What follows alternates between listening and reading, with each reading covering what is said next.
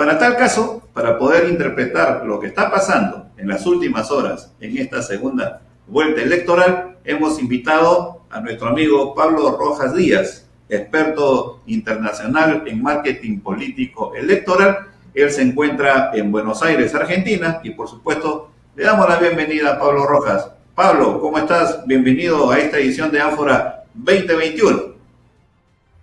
Muchas gracias, muy buen día a ti, Néstor, perdón, Miguel, y a toda la audiencia. Muchas gracias por invitarme. Pues todas las reacciones son diversas. Tenemos acá el diario de la República que habla el juramento de Castillo con 10 puntos que hacen recordar lo que ocurrió también en el año 2011 con Ollanta, que se presentaba primero en la primera postulación en el 2006 con la propuesta de la gran transformación y que también con esos mismos términos apareció en el 2011 liderando una también propuesta de la izquierda o en todo caso del sector progresista del Perú en este conglomerado que se llamó Gana Perú. Y finalmente se enfrentó también en segunda vuelta a Keiko Fujimori, que en ese momento representaba a Fuerza 2011 y que finalmente ganó Ollanta por una diferencia de 3 o 4% de la votación. ¿Qué te parece a ti este nuevo escenario que en todo caso pone Pedro Castillo al presentar este compromiso con el Perú y firmar esta declaración conjunta con Verónica Mendoza? Bueno, en principio, Miguel, lo interesante de esta cuestión tiene que ver con mantener la iniciativa de la agenda política ejemplar, la propia, ¿sí? En una agenda política en campaña, lo más importante es imponer la agenda propia. Y en este caso, Castillo lo ha logrado, básicamente manteniendo en principio cierto inicial, dejando sobre todo el aspecto provocativo que Keiko tiene como discurso desde el principio, ahora un poco más suavizado, supongo que por sus asesores y viendo el impacto que ha tenido, pero eso es el rol que más o menos cada uno esperaba que tuviera, es decir, el desafiante en este caso es Keiko, que viene detrás por la cantidad de votos, y en el caso de Pedro Castillo es el tema de quien más votos tiene, y que además recordemos que Castillo tiene una ventaja particular en esta segunda vuelta, y es que no sufrió el desgaste de una primera vuelta en exposición mediática. ¿Sí? Recordemos que fue prácticamente ignorado, no solamente en los resultados de las encuestas, sino también por los medios de comunicación. Entonces, claramente tiene la agenda electoral más interesante de los dos candidatos y creo que lo que hace es imponer sus temas. Por lo tanto, en ese sentido, creo que es muy positivo para él y para la campaña. Y también el tema de las propuestas que, como bien decías, tienen un corrimiento ideológico un poco más al centro, ¿sí? Obviamente porque las elecciones de balotaje en el que se define entre blanco y negro, entre 0 y 1, ¿sí? Entre elecciones absolutas, lo que precisamente tiene que primar es una tendencia no tan hacia los extremos. Entonces, ambos candidatos, tanto Keiko Fujimori como Pedro Castillo, lo que están haciendo es corriéndose un poco hacia el centro en las propuestas, suavizando las aristas más agudas o filosas de su propuesta original, cosa que es entendible y normal, y además creo que le hace bien al escenario político en lo que tiene que ver con la construcción de determinados consensos que incluyan a mayor cantidad de gente posible, ¿no? Que eso es básicamente por lo que se instrumenta un balotaje en un sistema político. Que en un momento... Miguel, ¿me escuchas? Permíteme agregar un detalle que Sí. bien decías, cómo es el impacto de esto en los niveles D y E, ¿sí? De niveles socioeconómicos. Y creo que lo interesante de Castillo es que él está construyendo una agenda temática que se oriente, o sea, que respete las posiciones de antes, pero que está acercándose mucho a el segmento B y C también. Es decir, está tendiendo a una mayor apertura respecto de intereses de la clase media en particular. Fíjate que ha pasado de una oferta más asistencial, ¿sí?, a hoy una cuestión más de desarrollo y trabajo, de desarrollo económico, de inclusión mediante la instrumentación de medidas económicas orientadas a la generación de trabajo, ¿no? Y eso tiene mucho que ver con lo que te decía de ir corriéndose hacia el centro, digamos, ¿no? No solo pensar en una política de distribución fuerte, que obviamente va a ser requerida, esto lo digo por más que lo niegue de repente cualquier persona a la derecha del escenario, pero claramente en esta situación el nivel de asistencialismo que requerirá cualquier gobierno post pandemia va a ser importante. Es decir, fíjense en el caso de Estados Unidos, que no se ha caracterizado por ser precisamente progresista, sobre todo desde los 80 hasta parte.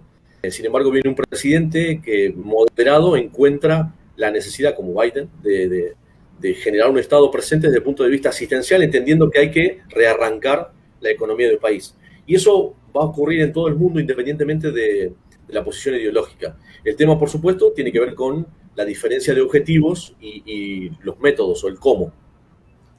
Claro, de todas maneras, Pablo, esto va a significar que también Keiko Sofía Fujimori se dirija más al centro también de sus propuestas políticas. Ya lo hizo en el discurso o en el debate en Chota, en donde, entre otras cosas, por ejemplo, habló de entregar directamente a las familias el 40% del canon minero, que por supuesto también ha sido analizado por especialistas y sostienen que eso no es una medida viable. En todo caso, me imagino que va a continuar también aligerando un poco sus propuestas económicas, que como muy bien se ha sustentado en diferentes oportunidades, apuntan más al empresariado nacional, a la empresa extranjera, y se olvida un poco de las clases populares. ¿Qué puedes esperar desde tu punto de vista, Pablo, que haga en los próximos días Keiko Sofía Fujimori en esta estrategia por acercarse a los sectores D y E que le son esquivos hasta ahora? Bueno, una de las cosas fundamentales que tiene Fujimori como candidata es la presencia en todos estos años, ¿no? Recordemos que esta es su tercera campaña presidencial, ¿sí? Corrígeme si me equivoco, pero creo que sí es la tercera. Claro. Por lo tanto, tiene un conocimiento muy amplio, es decir, tiene construida una serie de expectativas en determinada grupo de personas, y créeme también que a pesar de que pueda tener un significativo rechazo o no sería nunca la primera elección, también ella tendrá que trabajar sobre las expectativas negativas que tiene el candidato opositor, en este caso Castillo. Entonces, lo que se esperaría de Fujimori es empujar mucho ese mensaje, que se centre un poco más, ¿sí?, alejándose de su posición ideológica o las propuestas económicas neoliberales que nos ha acostumbrado en las primeras exposiciones de cada una de las campañas, ¿no? Entonces, ese centrarse obviamente tiene que ver con atender a esa predisposición negativa de la gente, de muchos electores, de no votar por Pedro Castillo, por temor, por incertidumbre o simple rechazo a determinadas ideas, y tratar de alguna manera de que las ideas propias anunciadas en la primera parte de esta campaña, de que ver con, como bien decías, más relacionada con el desarrollo del mercado o pro mercado, cubrir algunas expectativas que, bueno, por lo menos compitan en esos sectores con la propuesta de su oponente. De todas maneras, creo que prácticamente a esta altura, ¿sí?, y considerando la exposición histórica en la contienda electoral de Keiko Fujimori, le va a resultar impermeable. En ese sentido, creo que lo que haría bien es provocarlos, ¿sí? Provocarlos en el sentido de hacer un llamamiento en general a definirse. Lo peor que le puede pasar a Keiko Fujimori es que gente desista de votar de que intervengan las elecciones, digo, de no presentarse, o sea, ausentarse a las elecciones o votar en blanco, ¿no? O sea, si yo estuviera en el lugar o en los zapatos de Keiko Fujimori, en principio lo que haría sería tratar de apostar a que no voten por Castillo, pero sobre todo que voten por mí, digamos, ¿no? En ese sentido, el gran riesgo que tiene Keiko Fujimori en este momento es que el rechazo en el campo electoral político termine haciendo que haya un ausentismo importante o una gran cantidad de votos en blanco. ¿Por qué? Básicamente porque recordemos que lo importante para ganar una elección es tener la mayor cantidad de votos válidos, es decir, que suponiendo que vote menos gente, ¿sí? Se supone que a igualdad de condiciones, la diferencia que tiene hoy Castillo por el antecedente de la elección anterior es significativamente alta. Por lo tanto, lo que necesita Keiko Fujimori es llamar a la participación y marcar el posicionamiento, ¿no? Tratar de ser una alternativa un poco digerible respecto de lo que Pedro Castillo representa. Pero como te digo, creo que sectores de la clase D o E, desde el punto de vista socioeconómico, le resultan impermeables. Claro, hay dos temas en el ámbito internacional, Pablo, que también en todo caso aquí en la campaña ha comenzado a utilizarse prácticamente desde ayer. La derrota de la izquierda en Madrid, ¿no? Donde por supuesto Díaz Ayuso se ha posicionado como la presidenta del Estado de Madrid y por supuesto con una tremenda derrota que no esperaba la izquierda socialista en ese país. Y por otro lado, la violencia en Colombia. La violencia en Colombia, que de acuerdo a algunos analistas provenientes también del mismo Colombia, señalan que es producto de una izquierda marxista vinculada más a las tendencias de Venezuela y que están pretendiendo convertir también en un polvorín a ese país de más de 50 millones de habitantes. Y que también esos dos ejemplos sirven como para advertir al Perú el peligro que significaría una presidencia de Pedro Castillo de una izquierda recalcitrante que todo lo quiere destruir, Congreso, Tribunal Constitucional, Defensoría del Pueblo. ¿Ese discurso ayuda a la candidatura de Keiko o estamos levantando monstruos que al contrario están avivando más bien otras fuerzas también al interior del Perú? ¿Qué opinas tú sobre este particular? Bueno, empecemos por esta última observación que hacías. Creo que el electorado, sobre todo los sectores empresarios, tienen muy claro quién es Keiko Fujimori. Seguramente tienen dudas respecto de quién es Pedro Castillo.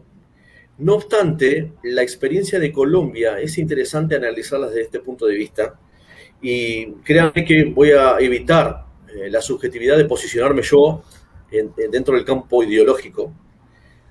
Pero uno de los problemas de Colombia, similares a los que padeció Chile recientemente y que por supuesto de alguna manera continúa, tiene que ver con una forma de gobernar y sobre todo de manejo de la economía. Digo esto ¿por qué? Porque el estrés más grande que tienen las gestiones públicas, nacionales, provinciales, departamentales en el mundo, tiene que ver con que nadie puede dar una respuesta suficiente. Y acaso quien puede dar la mejor respuesta, aún siendo insuficiente, es el Estado. Y ahí es donde entra la contradicción de gobiernos más cercanos a una idea de derecha, ¿sí? Porque se encuentra frente a un escenario en el que se requiere un Estado que no está, por así decirlo, predispuesto naturalmente, por el modelo de gestión que tiene, a cumplir un rol de presencia asistencial como la que exige en esta situación tan emergente, tan evidentemente excepcional. Entonces, creo que ahí el dilema respecto de si izquierda o derecha, ¿sí?, se resuelve por un lado en el sentido de cuán pragmática es la derecha para entender este nuevo rol requerido del Estado, ¿sí?, entendiendo bien que esto es una emergencia excepcional, donde se pueden dejar de lado algunas cuestiones que se toman como principios básicos innegociables de la derecha.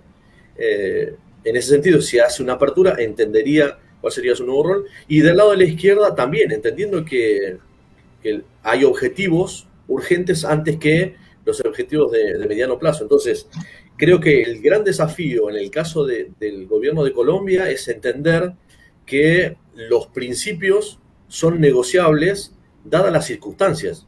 Y ahí está el gran desafío. Yo creo que el presidente de Colombia, ¿sí?, en el lugar en el que está sentado, pretende ser programáticamente más flexible, o sea, más pragmático, más de poder presentar un estado articulador de la emergencia, mientras que Álvaro Uribe, digamos, referente de la derecha colombiana, desde su cómodo sillón en la casa, lo que pretende es que no se cambien esos principios porque van orientados hacia otro lugar.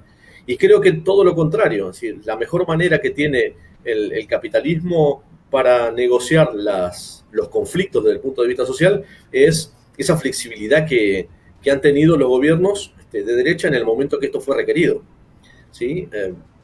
En ese sentido, cabe también decirlo para el electorado empresario de Perú. ¿Cuánto podría sostenerse una economía si la mayor parte de la gente cae en el desempleo, la pobreza extrema o incluso muere? ¿Sí? En principio, destrozaría el mercado interno. Por lo tanto, seguramente el Estado tendrá que estar presente para motorizarlo. Y esta es una medida que parece propia de la izquierda, pero como digo, el capitalismo occidental ya ha demostrado que gobiernos de derecha que han entendido la situación, ¿sí?, se han amoldado a ese criterio, dejando de lado los principios dogmáticos de no intervención del Estado, de mercado libre, extremo, etcétera, y han entendido y han podido de alguna manera sobrevivir en el tiempo, ¿no? Por ese lado, claro, creo que el empresariado entiende que tanto uno como otro lo que tiene que garantizar es la paz social, ¿no? Porque una emergencia como esta, lo primero que altera es la economía, ¿sí? Lo que sigue inmediatamente es la paz social.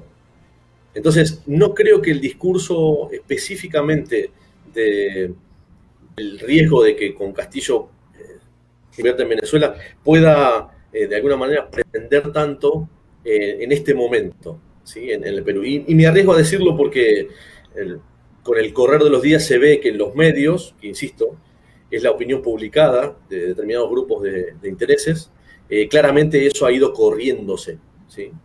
Entonces, un poco eso. Y respecto a lo que me decías de Madrid, claramente también hay otra cuestión que puede ser contradictoria o paradójica respecto de lo que decíamos recién.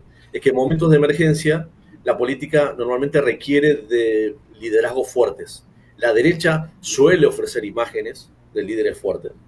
Y con respecto a Madrid, puntualmente, el resultado electoral, hay que recordar algunas cuestiones. Que creo que algunos líderes han equivocado la lectura, incluso Iglesias, que ha dicho que se retira de la política. Creo que hay que entender en principio que cuando se divide, ¿sí?, obviamente lo que se hace es restar posibilidades, ¿no? La izquierda, recordemos, fue dividida en tres grandes ramas. La derecha fue absolutamente toda unida, ¿sí? Inclusive la derecha con la extrema derecha. Y de esa manera, por supuesto, se logra ganar elecciones, ¿no? Haciendo consensos incluso con la gente con la que puede tener diferencias, pero que tiene gran afinidad.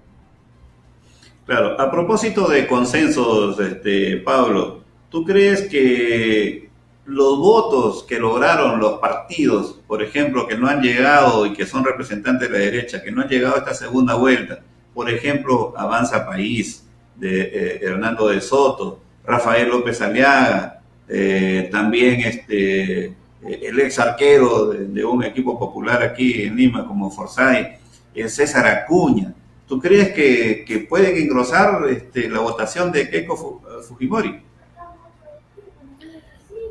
Una de las cuestiones importantes a tener en cuenta en este caso, Miguel, es que básicamente los partidos políticos desde el punto de vista tradicional, sistémico, de la teoría de la ciencia política, en el Perú como en el resto de América Latina han dejado de ser el partido político tradicional, lamentablemente, porque si hay algo importante dentro de un sistema político, tiene que ver con la consolidación de instituciones como los partidos políticos para la selección y presentación de propuestas políticas. Digo, en Latinoamérica es una discusión que nos debemos, o sea, recuperar a los partidos políticos como tal, y lo que se han convertido son en digamos, coaliciones momentáneas de una aparatología electoral, ¿no? Entonces, en función de eso te diría que ninguno de los votos o la gran mayoría de los votos expresados por la gente hacia determinados partidos, más que tener que ver con una pertenencia, seguramente están más relacionados a propuesta circunstancial o la personalidad del candidato que lo lideraba, ¿no? Y sus propuestas emitidas por sí mismo. Entonces, me parece que desde el punto de vista institucional es poco lo que podría mover el amperímetro que, no sé, el presidente de un partido diga, bueno, estamos más cerca de tal candidato que de tal candidata. No obstante, creo que sí lo que podría pasar, y en ese sentido habrá que ver la intencionalidad con la que lo dicen, es qué van a expresar los candidatos en sí mismos, es decir, cómo se van a presentar en la contienda, de qué lado van a estar. Puede que eso sí le sirva a un candidato a otro. Yo creo que en el caso, lo hablábamos en un programa también de BIS Televisión el otro día, decíamos que el caso de Arriaga, ¿sí? Básicamente, Aliaga, lo que estaba planteando era su apoyo, ¿sí? a Keiko Fujimori, ¿sí? Básicamente por su oposición a lo que él entiende es una especie de resurgimiento del comunismo en el Perú. Sin embargo, creo que esas declaraciones no solamente le juegan en contra a Keiko Fujimori, ¿sí? Porque lo que está haciendo ahí es asociarla a Keiko Fujimori precisamente a lo que ella intenta evitar ahora, ¿sí? Que es la aleja del centro, ¿no? La lleva hacia la derecha, extremando hacia la derecha.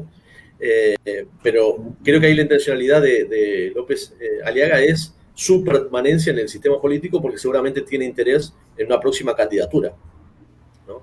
En ese sentido es lo que habrá que cuidar, tanto Castillo buscando alianza como de Keiko buscando alianza, ¿no? En ese sentido creo que eso le restaría votos. Por supuesto, ¿qué le sumaría? Posiblemente que algún candidato moderado, ¿sí? Bueno, sí, creo que yo voy a estar más de este lado que del otro, y eso sí creo que le podría sumar algún voto adicional. Claro. Hay dos temas, dos fantasmas que son fundamentales en esta campaña. El hecho, por ejemplo, que se está señalando que la inversión extranjera no va a venir nunca más al Perú si gana Pedro Castillo, y que también le están endosando la responsabilidad de la volatilidad del dólar. El dólar se ha apreciado mucho más que el sol, por supuesto, está más de 3 soles 80, y le achacan justamente a que se están levantando estos temores supuestamente fundados. Esto siempre es así en todos los países de América Latina, y cada vez que alguien está más cerca, por ejemplo, de la izquierda o quería un cambio sustancial, por supuesto que las clasificadoras de riesgo internacionales se encargaban de justamente establecer esos riesgos, así como también señalar que el dólar prácticamente volaba porque había inestabilidad política. Esto es así en todos los países de América Latina, como lo señalo. Hay algunos casos específicos que haya visto Pablo, porque sí. es un manejo de especuladores en cada uno de los países. Sí, efectivamente, ahí hay varias cosas que colisionan, ¿sí? Llevando la cuestión al mismo sentido. Por supuesto que puede haber un temor real, ¿sí? Pero la gran mayoría de este tipo de movimientos, ¿sí? Son intereses, ¿sí? Y recordemos que en el caso del dólar, ¿sí? Que es es un indicador que para nosotros, los países latinoamericanos, no es un indicador tangencial, es un indicador central. En ese sentido, también es sencillo de afectar. Es decir, simplemente con una maniobra especulativa de la cual seguramente no pierden, ¿sí? Un grupo económico puede hacer que esa moneda se mueva significativamente hacia un lado o hacia otro, dependiendo de si eso enriquece o no el discurso. Quiero decir, ¿qué cantidad de peruanos son capaces de, por intencionalidad política, mover el valor del dólar? Seguramente unas, como máximo, 10 familias, ¿sí? Que simplemente con una pequeña parte de su patrimonio pueden alterar la cotización del dólar, ¿sí? Lo cual no significa que sea la preocupación del 99% de los peruanos. Claro que eso publicado y de alguna manera amplificado por los medios de comunicación, después tiene otro tipo de lecturas. Pero también es visible, lo pueden ver simplemente no porque lo diga yo, lo tienen que creer. fíjense cómo se normaliza después los valores alterados desde el punto de vista circunstancial de algunas cuestiones microeconómicas que tienen que ver, ya les digo, más con un movimiento que es parte de una estrategia electoral muchas veces, o una respuesta que tienen más a mano un grupo de familias poderosas en nuestros países que el resto no tenemos. Y con respecto al tema de las inversiones, yo creo sinceramente que cualquier economista que hoy diga que las inversiones no van a ir al Perú, ¿sí?, deberían ser un poco sinceros y hablar de que, miren, las inversiones en el mundo no están yendo a ningún lado. ¿Sí? Prácticamente el mundo hoy está sin posibilidad de inversiones. Fíjense las estrategias del Fondo Monetario Internacional, del Banco Mundial, etcétera, ¿sí? Empiezan a pensar en una lógica más solidaria, ¿sí?, que la tradicional de requerir recurso permanente. Quiero decir, lo que le pasa al mundo hoy es que está prácticamente detenido. Entonces, hay que motorizarlo y no se va a motorizar por inversión privada seguramente si es que no hay tipo de aval de estados y organismos multilaterales de crédito. Entonces, sinceramente, ya sea Fujimori quien resulte vencedor, no va a garantizar ni uno ni otro, ¿sí?, llegada de inversión privada. Las inversiones además no se mueven por cuestión ideológica, ¿no? Se mueven por la posibilidad de negocio, de rentabilidad. Y en ese caso, de repente, puede pasar como, para citar simplemente un ejemplo, en el caso de Evo Morales, el gran fantasma en su primer gobierno de estas inversiones internacionales, resultó ser uno de los países que su gobierno atrajo mayor capital inversor extranjero simplemente por las oportunidades de negocio que aparecieron, que no habían aparecido antes en la historia del Perú. Entonces tiene que ver un poco con una lógica bastante externa y alejada de quién se defina que gestione el gobierno. Con esto, ¿qué quiero decir? También es cierto que las experiencias en Latinoamérica han hecho que algún líder que ganó elecciones nos termina haciendo un revuelo importante. Digo, todos nosotros tenemos ese tipo de ejemplos. No obstante, lo importante aquí es que el sistema político garantice en un momento circunstancial como este la posibilidad de la paz social, ¿sí? Si la paz social no se ve amenazada, la reconstrucción económica es más factible.